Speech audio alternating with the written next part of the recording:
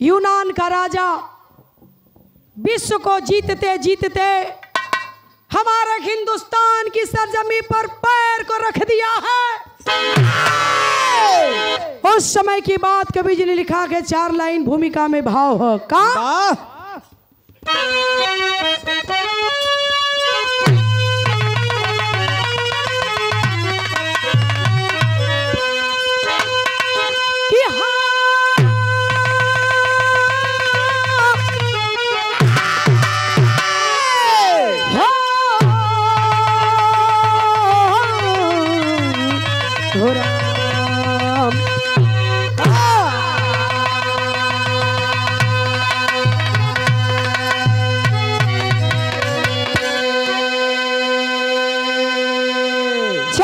भूमिका में कवि जी ने भाव लिखा गए। त्रिभुवन भाई बनारस का धरती है जहाँ बनारस में 4-6 कार्यक्रम रोज हर गली गली में होत बा। ओकरे बाद यहाँ जहाँ आप लोग बैठल बानी आप बैठल हुआ गाँव बदे हम आयल हैं यहाँ 12 दिन लगातार कार्यक्रम ओकरे बाद भी इतना लोग वही बहुत बड़ी बात है। आइए 4 लाइन भाव है।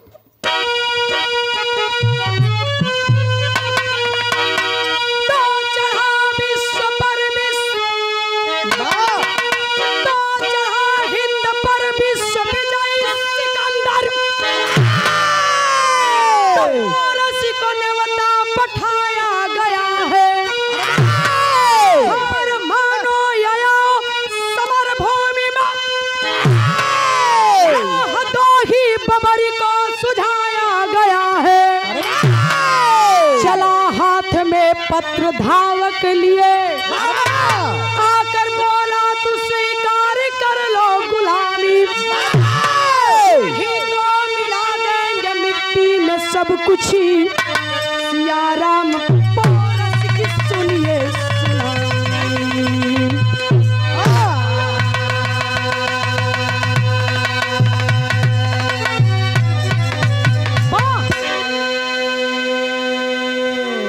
हिंदुस्तान के धरती पर जब सिकंदर पैर रखलस भेजवा दिया पाती। हिंदुस्तान के उस समय राजा कौन थे? कौन? यदुवंश का हंस राजा पोरस हिंदुस्तान के राजा हुआ करते थे उस समय। भेजले हो पाती सिकंदर राजा पोरस के। जौनी समय पाती मिलल है तब का भाव कवि जी लिखला कवाली हुआ जौन बाहर से सुनला है लेकिन अंतर देखिया का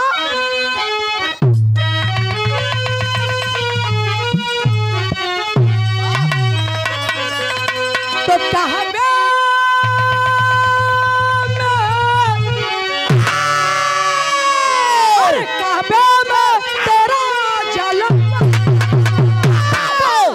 में नचाया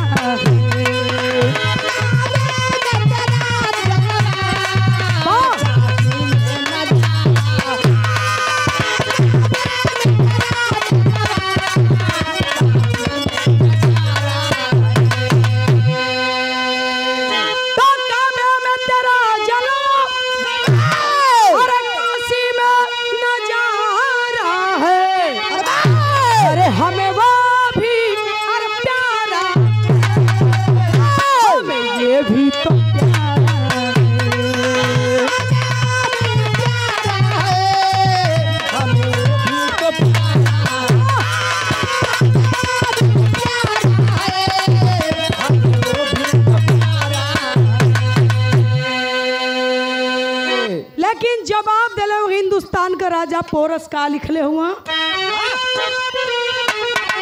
अरे पोरस ने पढ़ा पाती कहल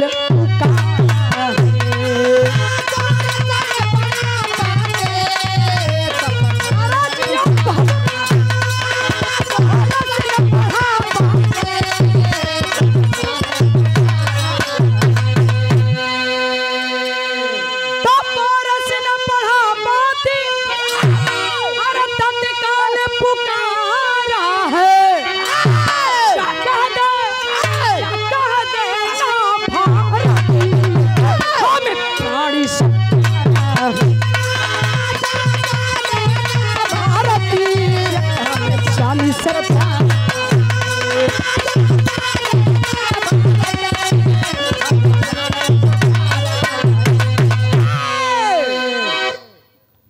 हो गई तनी उठा के आवा मास्टर।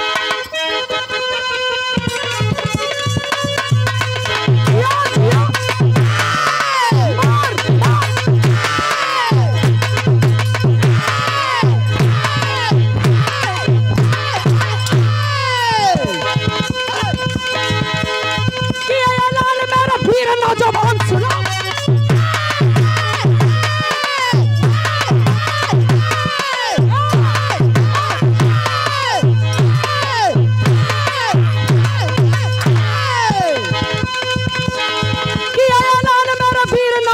सुनो, सुनो, कहा लड़ो या हमें दे दो अपने भारत को, खुली चुनौती दिया आपकी महारत को, उसे पुरुषार्थी अपना आज दिखाना होगा, उसे पुरुषार्थी अपना आज दिखाना होगा, उसे पुरुषार्थी अपना आज दिखाना होगा,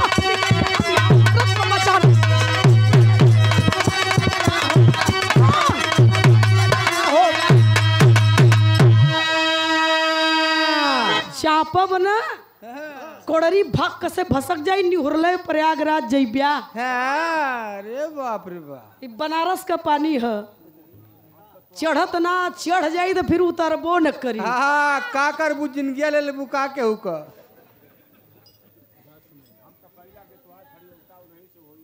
श्याम जी भैया पिछवा से बैठ के ललकारत हुआ, कहत हुआ हम जानत रही कि तुम्हार फरियोता है नहीं से हुई।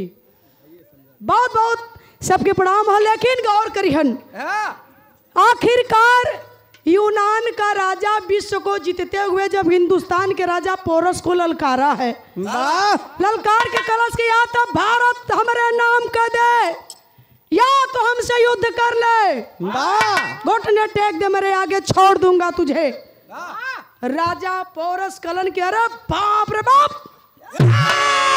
हिंदुस्तान का धरती हो और हिंदुस्तान की धरती पर आकर यूनान का राजा सिकंदर ललकार रहा है कि भारत को हमारे हवाले कर दो, सर कटा देंगे लेकिन भारत जीते जी तेरे हवाले नहीं करेंगे। तर्ज लग जाई मास्टर एक लाइन, कवन गीत है तनी आवाज।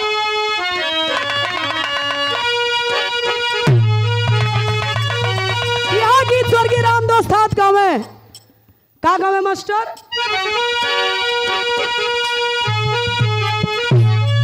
झुलनिया क्या गुजावा, अरे झुलनिया क्या गुजावा, अरे टूटल ये राजा, अरे जवानिया हमें बढ़िया छूटल राजा, छूटल राजा,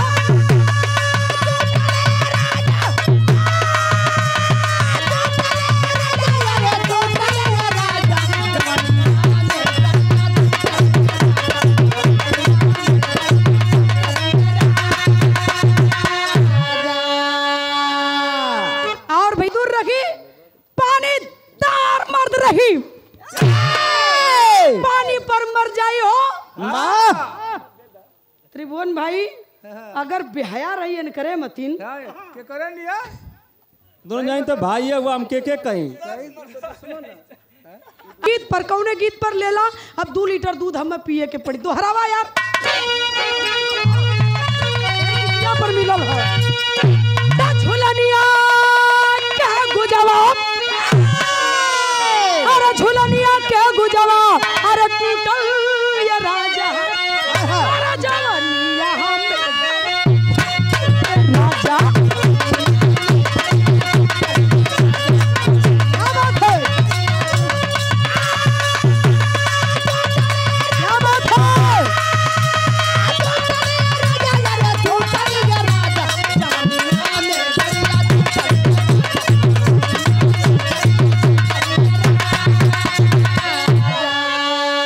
लेकिन बिरहा में कवि जी ने भाव दिया है, क्या लिखे उस समय की बात है, आइए।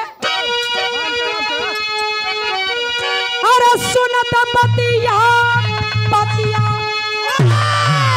अरे सुनत पतिया छतिया, अरे फाटल ये बाबू, तुरता पतिया लिखल पाटल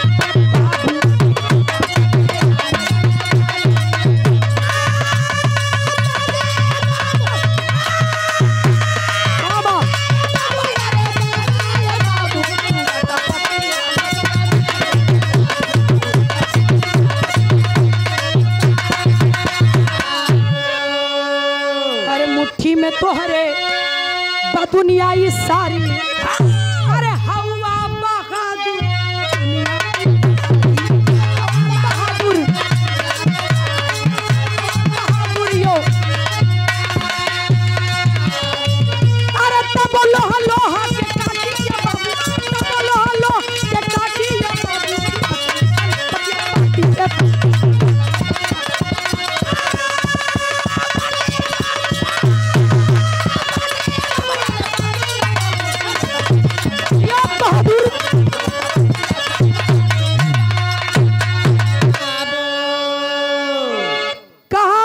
ने लिखा गए पाती ऐ सिकंदर सुन ले कान खोल के जानता हूं कि तेरे पास 1 लाख सेना है और मेरे पास मात्र 20,000 सिपाही है।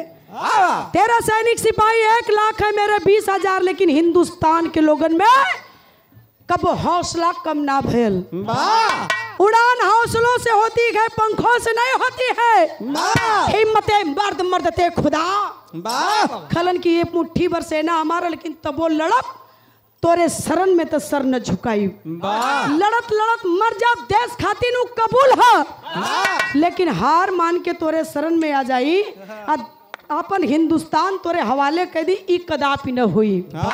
लिखकर भिजवा दिया पाती, छेड़ गई लड़ाई। तर्ज बदल गल मास्टर।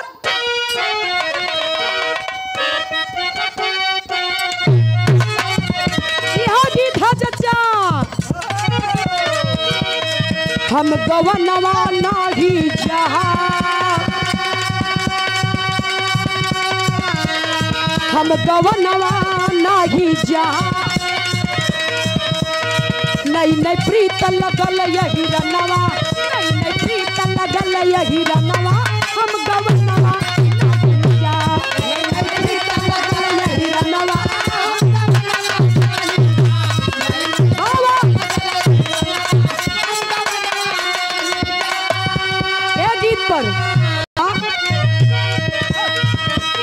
जब जवनवा चल लहला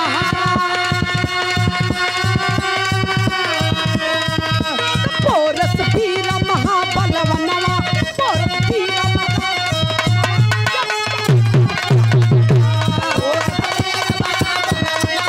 जवनवा चल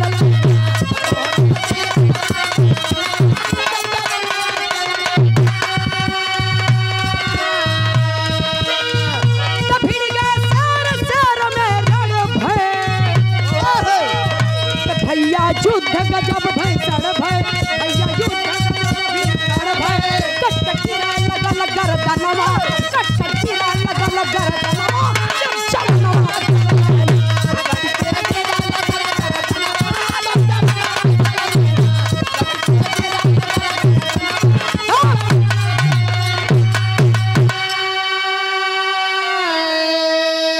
छेड़ गई दोनों तरफ से लड़ाई। एक तरफ से सिकंदर का सेना, एक तरफ से राजा पोरस का सेना, आमने सामने युद्ध शुरू हो गया।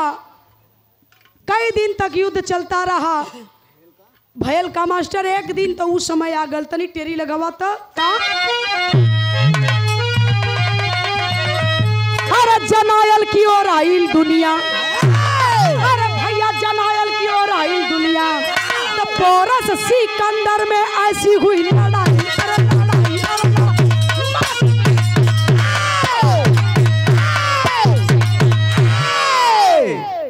मारदा की ढोलक फाट जाए, फाट जाई तो तोरे चाम से। अरे तो वीरस मन हो जात हुआ। इनकरे चमो कहाँ बचल है? वही चमुआ अरे इनकर ना आते इनके भाई साहब का ना, यही चमुआ पिट जब लड़ाई छिड़ गई, लड़ाई होए लगल, दोनों तरफ से तेगा तलवार खचा खच चले लगल। मालूम पड़ल कि दुनिया में खत्म हो जाई, अब कोई बचबे न करी, दुनिया समाप्त हो जाई, प्रलय आ जाई। वो भयंकर लड़ाई छिड़ल है। तब कवि जी लिखत हन चौकड़ा में कई दिन भय लड़ाई लड़त लड़त तनी ला तनी ता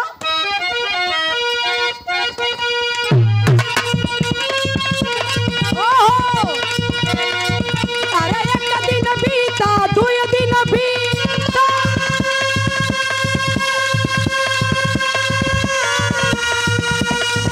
अरे बीत गयल कई दिन पखौआ,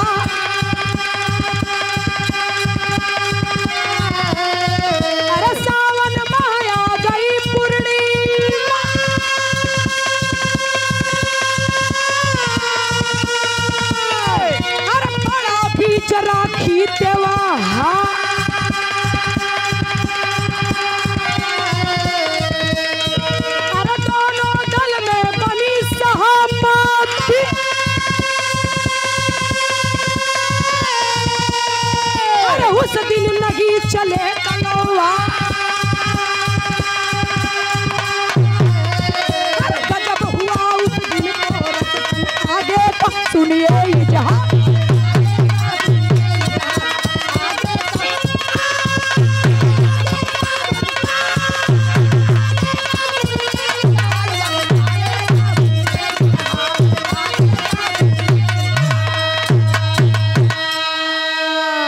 एक दिन, 2 दिन, 4 दिन ना, कई दिन, कई पखवार बीत गए, लड़ाई समाप्त न होती है।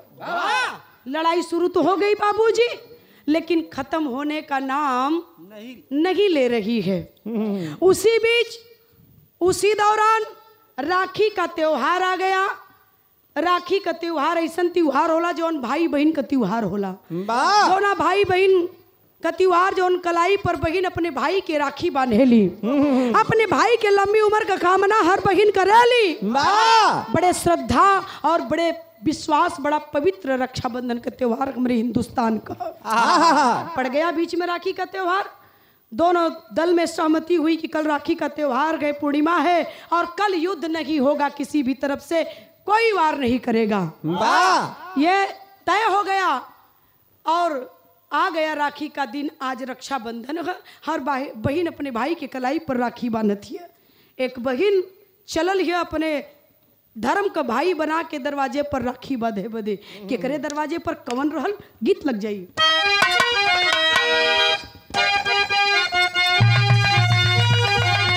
बड़ी अच्छी गीत बा।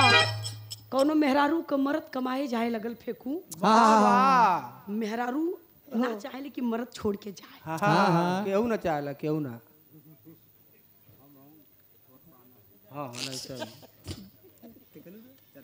मेहरारू द्वार छेक के खड़ी हो गई। कलश के रे राजा हो राजा, कब बजी बाजा ए राजा। का कले तनी ले लो भैया। यह कलश, अरे डूबी मरब ए राजा, अरे डूबी मरब ए राजा, जई बाजो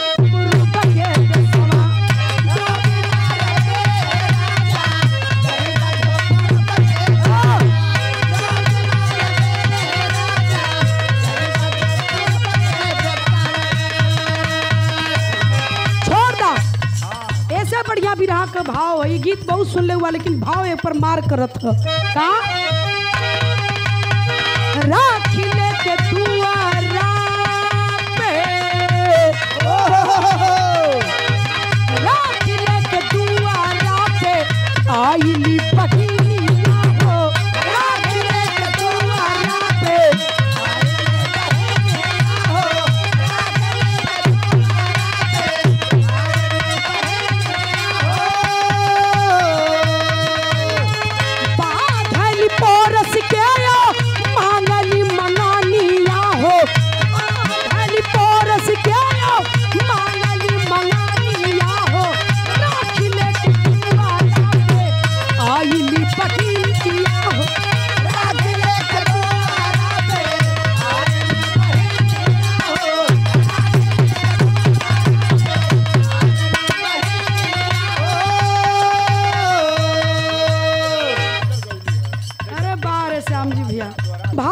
गौर करिहन।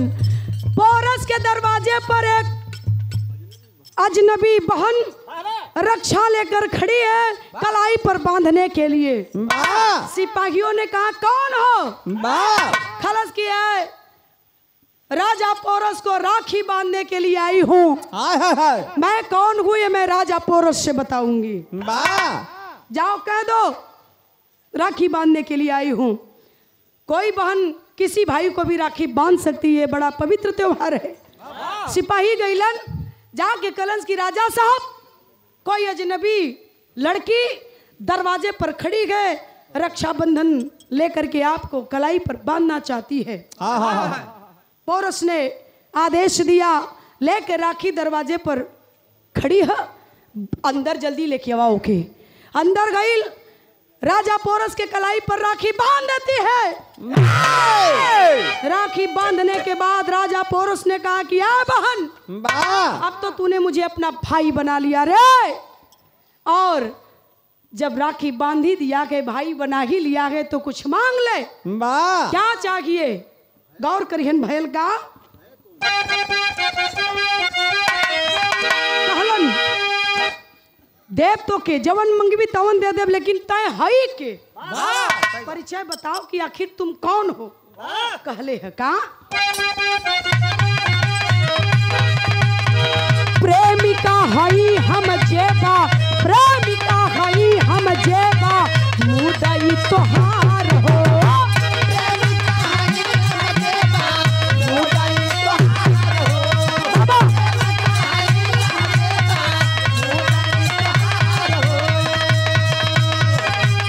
सम्राट कहे मांगा पुरस्कार हो।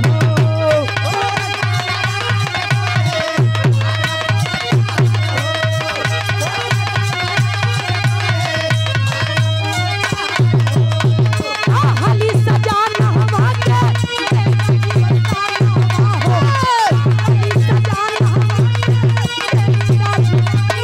हो के दुआरा पर आईली बहिनिया।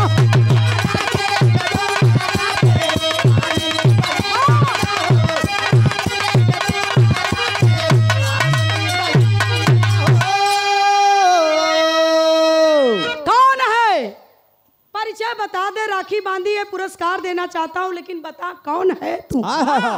खलस के राजा साहब, मैं आपके दुश्मन जिससे कई दिनों से युद्ध हो रहा है, सिकंदर की प्रेमिका हूं। वादा किया कि मुझसे विवाह करने के लिए पूरी दुनिया जीत लूंगा, जिस दिन उसी दिन तुझसे विवाह करूंगा। जीत चुका के पूरी दुनिया मेरा प्रेमी, बस यही भारत की भूमि बची है। जिस दिन भारत को जीत लेगा उसी दिन मेरा प्रेमी मुझसे विवाह करेगा सिकंदर। देना चाहते हो भैया? बांध दिया है मैंने तेरी कलाई पर राखी। देना चाहते हो तो मेरे प्रेमी सिकंदर को जीवन दान दे दो, और कुछ नहीं चाहिए। मारना मत, मेरे प्रेमी से युद्ध कर रहे हो, युद्ध करते रहना, घायल कर देना, लेकिन जान से मत मारना। यही तुझसे चाहिए, और कुछ नहीं चाहिए। अगर बहन मान लिया है तो यही दे दे पुरस्कार में। मेरे प्रेमी का जान बकसते फंस गया हिंदुस्तान का राजा पोरस। वादा किया था देने के लिए, हार गया अपनी वचन। कहा जा बहन, तेरे प्रेमी को वादा करता हूं जान से नहीं मारूंगा। आए हाय हाय, लेकिन युद्ध करूंगा, पराजित भी करूंगा, जान बकस दूंगा, ये वादा करता हूं। आए हाय हाय, हेल गई भैंस गई रे पानी में बापू। तर्ज बदल गई भैया हो कवन।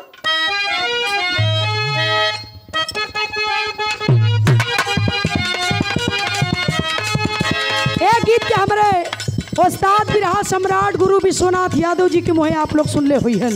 का गाँव है मास्टर? अरे नरई ताल के चिकन मट्टी,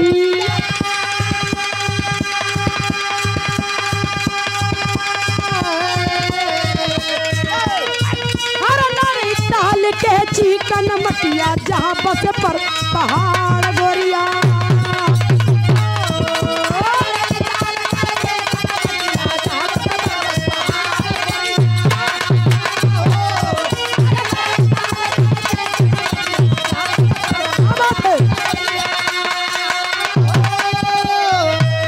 अरे भैया बघिनिया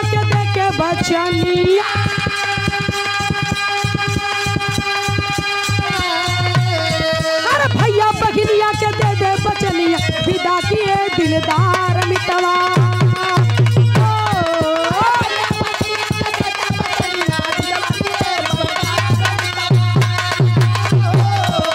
भैया बघिनिया के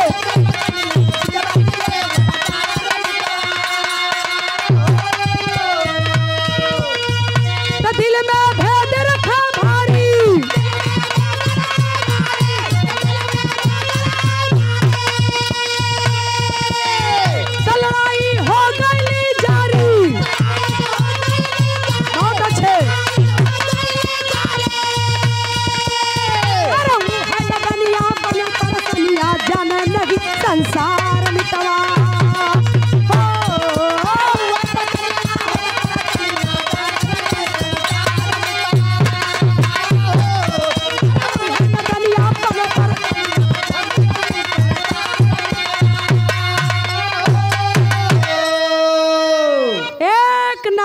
ई जीवन भर का परेशानी बन गई चचा। बड़े मन से विरहा सुनत हुआ, ई नया विरहा है एकदम। आज ये मंच से विरहा का शुरुआत करत थी।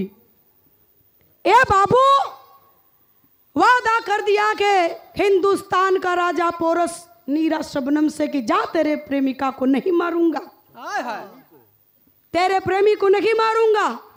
वादा कर दिए हैं, लड़ाई छिड़ गई है और यह लड़ाई युद्ध के मैदान में दोनों तरफ से घमासान युद्ध चलत बा। मुंड तो ऐसा कट कट के गिरे फेंकू धरती पर, मालूम पड़े कि कोनो फुटबॉल हार से वार ढंगलात बा। मुंड पर मुंड कट के धरती पर गिरत बा। युद्ध एकदम लगातार कई दिन से जारी है, खत्म होए के नाम ना लेत है, खून का नदी बहत बा। लड़ते लड़ाते दिन ऐसा आ गयल भैया। वो कवन दिन रहल, तर्ज बदल गई मास्टर साहब। और ये 100 रुपया का बड़ी अच्छी गीत तनी ले ला लाइन भैया।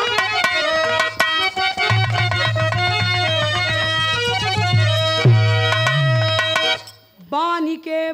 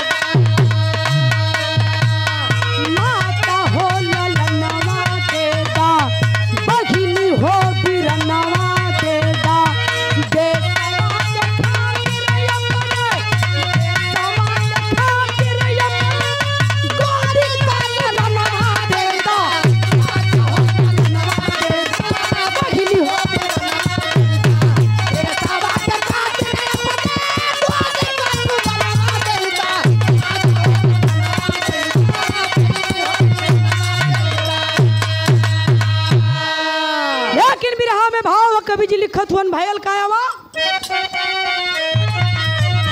अरे पोरस नौजवानवा नाहर, पोरस नौजवानवा नाहर,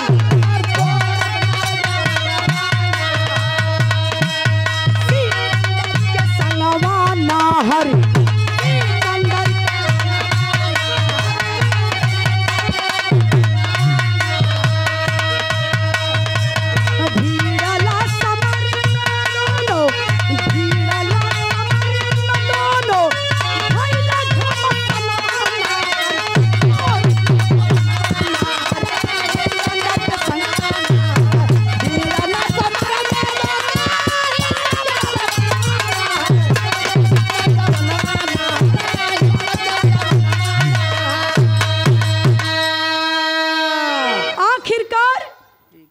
एकदम आमना सामना हो गया है दोनों जने का। एकदम वही लड़ाई के मैदान में रही है ना आप लोग। कहानी यही सीरियस हुए जात बा। का भयल लाता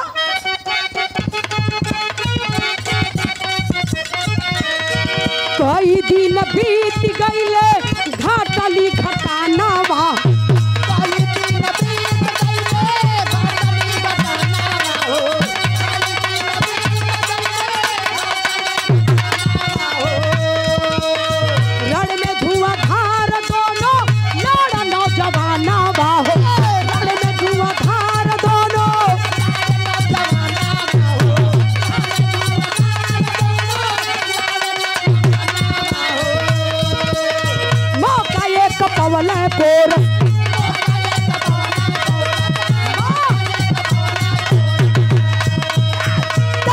चला वाला पोरा दादा चल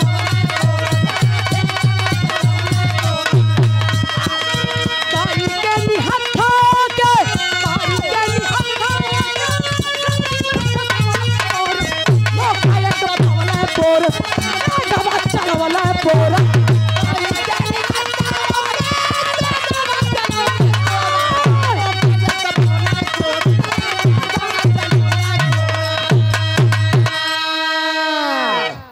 करेंगे बाबूजी।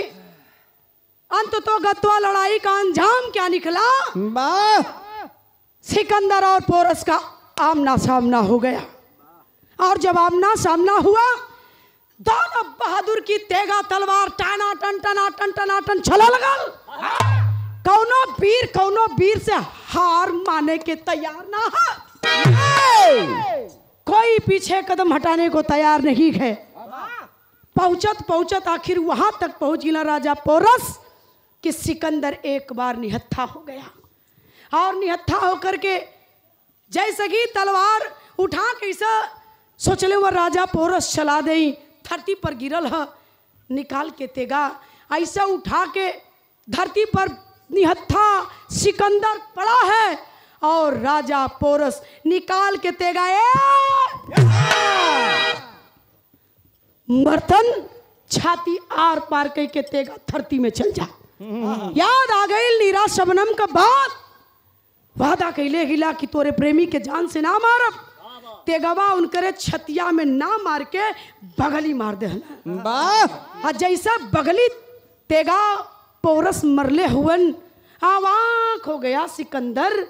यह कटार मेरे सीने में न उतार कर मेरे बगल में उतारने वाला आए पोरस। सोचने लगा बहादुर था सिकंदर, बहादुर रही तो बात पे मर जाई हो। सिकंदर सोचने लगा कि यह तेगा मेरी छाती में रोजा पोरस उतार देता, लेकिन बगल में मारा है आखिर क्यों? सोचत हुआ। और तब तक पीछे से कोई वार कर दिले राजा पोरस पर। पीछे से कोई वार कर दिया राजा पोरस पर। और जब पलट के राजा पोरस देखे तो कौन था जानते हैं? कभी जी लिखत वन पापट लगी मास्टर।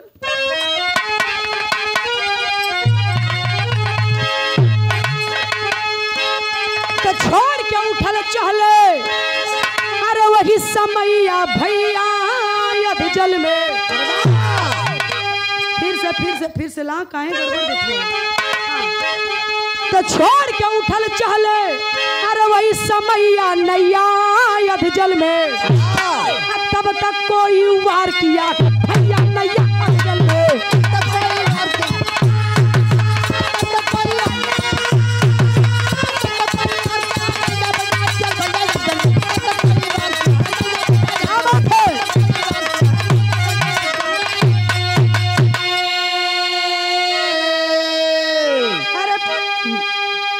पीछे तो देख लिए, अरे मुड़े पीछे तो देख लिए, नीरा तलवार चलाई हो। नहीं किए है वार दिखाकर कहने लगे कलाई हो। पैबू तू मार के हमके भैया नैया अभी जल में। अब बंदी बना पोरस को लिए मुदैया भैया अभी जल में। देखते हैं राजा पोरस पीछे तो वार करने वाला कोई और नहीं, वही नीरा शबनम थी बाबू, जो पोरस के कलाई पर राखी बांधकर अपने प्रेमिका की जान को उपहार में मांग ली थी। मेरे ऊपर वार करने वाली मेरी धर्म की बहन नीरा शबनम है।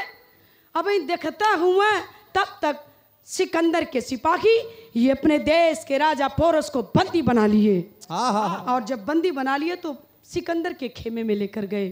रात का वक्त है और रात का वक्त है। सिकंदर बहादुर सोच रहा है मेरे सीने पर वार करने वाला पोरस मार देता, लेकिन बगल से चला दिया तलवार। आखिर क्यों? बुलाओ पोरस को। बंदी बनाकर अपने कारागार में रखा था। सिकंदर बुलाया है पोरस को, और जब पोरस आए तो अपनी बराबरी में बैठा रहा है। सिकंदर अपनी बराबरी में पोरस को बैठाया और बैठा करके पूछ रहा है कि बहादुर हो, वीर हो, ऐ मेरे मित्र, ऐ मेरे भाई, वही तेगा तू चाहता तो मेरे सीने पर वही खंजर उतार देता। लेकिन तूने मेरे सीने पर खंजर क्यों नहीं उतारा?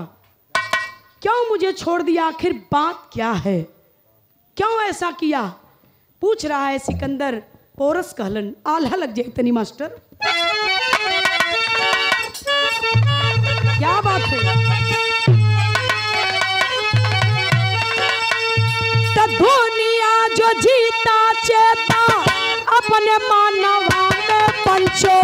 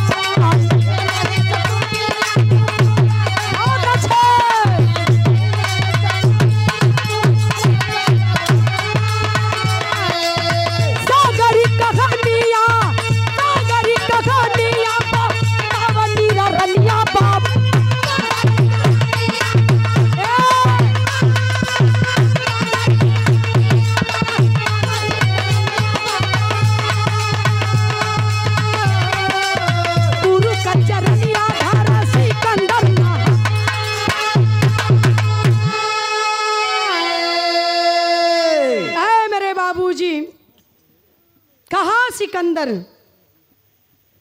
बोलो, आए पोरस, आखिर तुमने क्यों मेरी जान को छोड़ दिया, क्यों मुझे बख्श दिया, क्यों नहीं मारा रे मित्र? इस जिंदगी से तो अच्छा वो मौत थी। रण के मैदान में मैं मर गया होता। आज मैं अपने आप को बर्दाश्त नहीं कर पा रहा हूं, शर्म आ रही है मुझे कि मैं राजा पोरस हूं, जिसकी जिंदगी को, मैं राजा सिकंदर हूं जिसकी जिंदगी को पोरस ने जीवन दान दे दिया। ये मुझे बर्दाश्त नहीं हो रहा है। ये भीख में दी हुई जिंदगी मैं जी नहीं पा रहा हूं। बोलो क्या कारण है, क्या रीजन है? कहा सिकंदर ने, ए बिरहा सुने वाले बाबूजी, सिकंदर बोल पड़ा। जब इतनी बात तो राजा पोरस ने कहा कि हम जानना चाहते हो सिकंदर, तुम मुझसे क्या पूछ रहे हो? अपनी प्रेमिका नीरा सबनम से पूछ लो, यह बताएगी तो ज्यादा अच्छा होगा। क्यों नीरा, तुम बता रही हो कि मैं बताऊं? सिकंदर सोच में पड़ गया कि मेरी प्रेमिका को यह राजा पोरस कैसे जान गया, वो भी नाम सहित पुकार रहा है। कहे कि यही बताएगी। बोलो नीरा, मैंने क्यों छोड़ दिया सिकंदर को? आए हाय हाय, सिकंदर के इतनी बात सुन के नीरा सबनम के मालूम पड़े कीड़ा काटे लहर न आवे। सोचे लगल कि अब क्या करी, अब मेरा प्रेमी पूछ रहा है, बताना तो पड़ेगा ही। बोल पड़ी नीरा सबनम। रक्षाबंधन का जिस दिन त्योहार था, जहां हर बहन अपनी भाई की कलाई पर राखी बांध रही थी, उसी दिन लेकर के रक्षा मैं राजा पोरस के दरवाजे पर पहुंच गई। राजा पोरस को राखी बांध दिया मैंने, और जब इन्होंने पुरस्कार में कुछ देने के लिए कहा, बोलो पुरस्कार क्या चाहिए, तो मैंने कहा कि मेरे प्रेमी सिकंदर की जान मुझे पुरस्कार में दे दीजिए। और इन्होंने वादा किया था कि मैं तेरे प्रेमी को नहीं मारूंगा, उसी दिन का वादा था, वही आज मेरा भाई निभाया गए। आपकी जान को बख्श दिया इसने, चाहता तो आपको मार देता, लेकिन उसी मेरे राखी की कीमत चुकाया है मेरे भाई ने। आवाक हो गया सिकंदर, कहा कि अरे वो रक्षक और तू भक्षक बन गई। कहाँ वो रक्षक, मेरी जान को चाहता तो मुझे मार देता, रक्षक बन गया मेरा, नहीं मारा और तू भक्षक बन गई। उसे वार करने वाली नीरा शबनम, तू गद्दार। एक निर्णय लेता के सिकंदर, गौर करिहन बाबू, बारे राजा महाराजा पहले के लोग कैसन रहलन, का निर्णय ले लो तही लगवा आखिरी लाइन।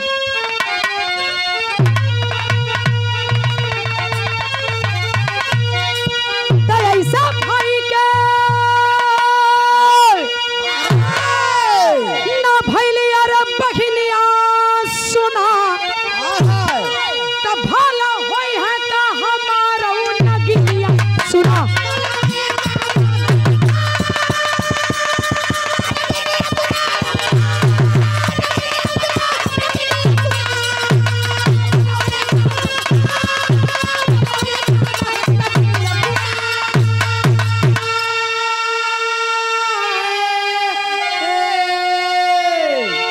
सिकंदर ने कि देवता स्वरूप जब तू भाई का ना हो सकी तो मेरा जीवन में साथ क्या निभाएगी। सुन का कहलन, कहला सिकंदर के, अरे कहला सिकंदर के, अरे दिहल जाई फसिया, सुनत पोरस लेवे लगला लंबी लंबी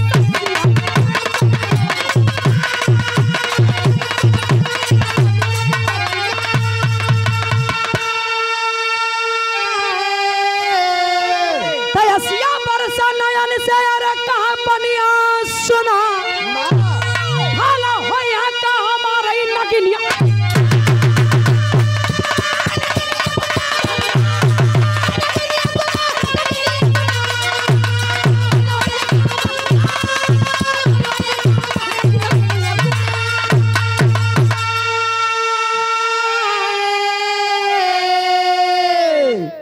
यही पत्ती से खड़ी मारे नहीं चाँप दे, जो ने पत्ती से मर ली है। अल्लाह उठा है तोरा नंबर, बस 1 मिनट सबर करा, यह पत्ती छीन लिया तो चापब न। सिकंदर की जब ऐसे भाई की तना तू नहीं हो सकी तो मेरा क्या होगी। भाग जा मेरी आंखों के सामने से, हट जा मेरी इस शिविर से, पाँव जल्दी हट जा, फांसी चढ़ा दूंगा, मार डालूंगा तुझे। मेरे मित्र के साथ तूने गद्दारी कर दिया, जिसकी कलाई पर तू राखी बांधी उसी मित्र से धोखा कर दिया तूने। इस जिंदगी से अच्छा तो मैं मर गया होता। तुझे जीने का अधिकार नहीं है, जिसने मेरी जान बख्श दिया तेरे कहने पर, और उसी मेरे मित्र अपने भाई पर तूने वार कर दिया पीछे से। नागिन भाग जा, मार डालूंगा। दौड़ा है मारने के लिए, फांसी चढ़ाने के लिए। बारे राजा पोरस कह बैलन, का कहलन मास्टर, कहला भाई हम जरूर बाटी, अरे बाटा तू सजनवा हो, पत्नी का फर्ज पूरा कैलसी जननवा हो। तो संगवा रही है या तोरा रब्बानी का दुल्हनिया सुना, भाई है का हमारा नगिन।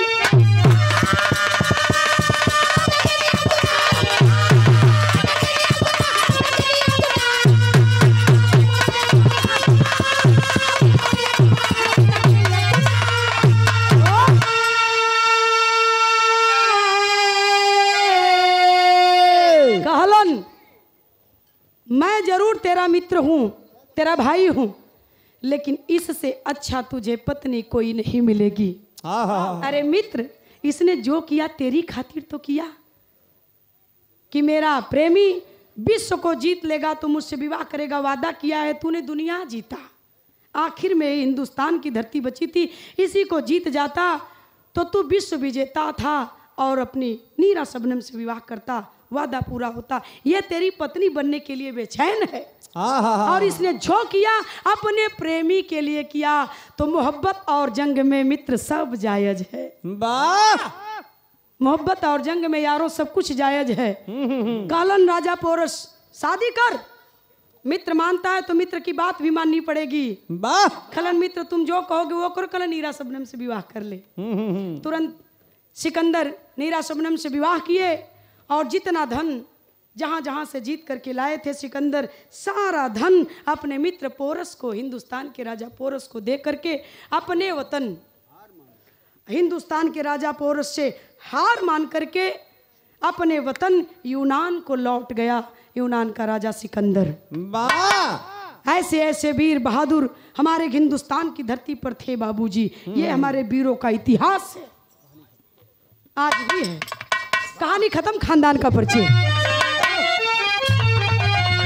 गुरु बिहारी गुरु रमन ऐसे थे इसी वतन में। अरे श्यामा सीताराम भरत जी विश्वनाथ के मन में जनायल की ओर आई दुनिया, तनी तो सियारा